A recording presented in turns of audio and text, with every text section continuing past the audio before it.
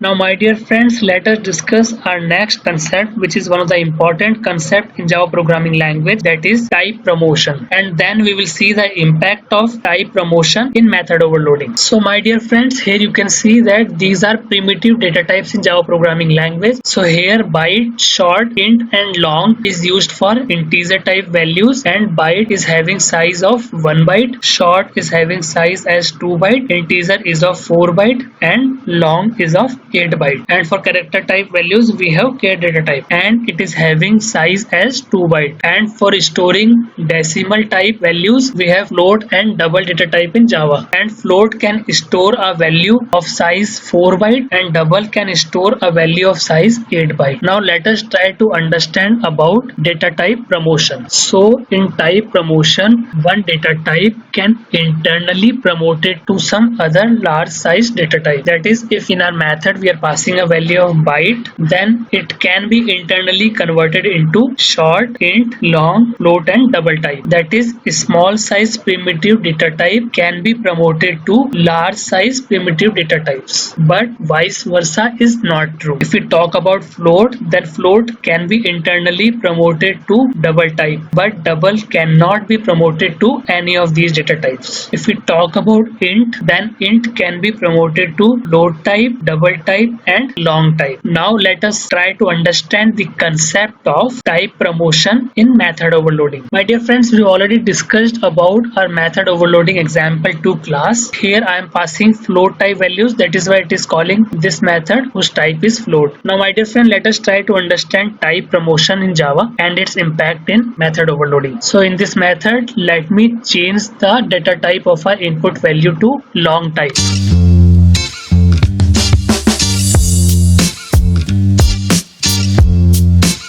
So my dear friends, here you can see that it is not giving me any compile time error when I have changed float type values to long type value. So here in this diagram we have seen that long type value can be promoted to float type values. So this is our long type values. Let us first check whether it will call this method. So it is of type int, but we have already discussed that long type cannot be depromoted to integer type. So as per our concept, it will not call this method. Now let us try to understand whether long type value will be able to call the method with float type argument. So here our long type value can be promoted to float type value. So as per our concept, it should call this method. So let me run our program.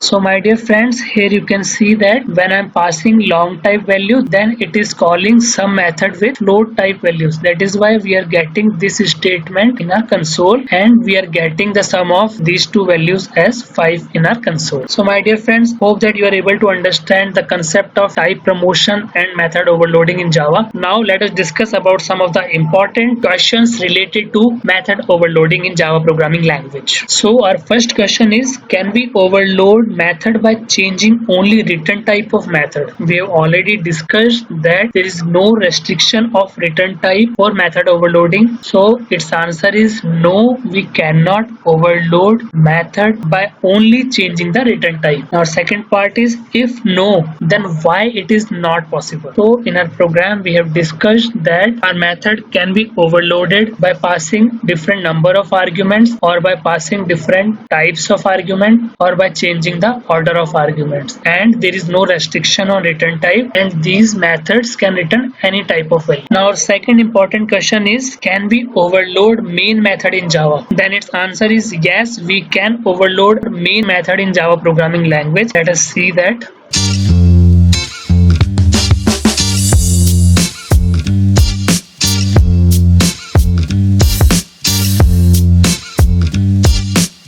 So here you can see that we have overloaded a main method. So our first method is having an argument type as string array and our second method is not having any argument. So we can overload main method in Java, but at runtime JVM will call only that method whose argument type is string array. Now our third important question is, can we overload private, static and final methods in Java? Then again its answer is yes, we can overload private, static and final methods in Java. So let me make this method as static So here you can see that we are not getting any compile time error. This is a warning which we are getting. That is because as we know that for accessing an static method, there is no need of creating an object, and we can directly access the static method by simply using a class name.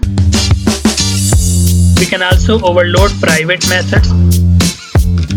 So here you can see that we are not getting any compile time error. Similarly, we can also overload final methods in Java programming language. Let me run our program. So here you can see that we are getting our output in console and we have not got any compile time error, which means that a method with modifiers as private, static and final can be overloaded in Java. I hope that you are able to understand all the concepts related to method overloading in Java programming language. Do like, comment and subscribe my channel and click the bell icon for latest updates.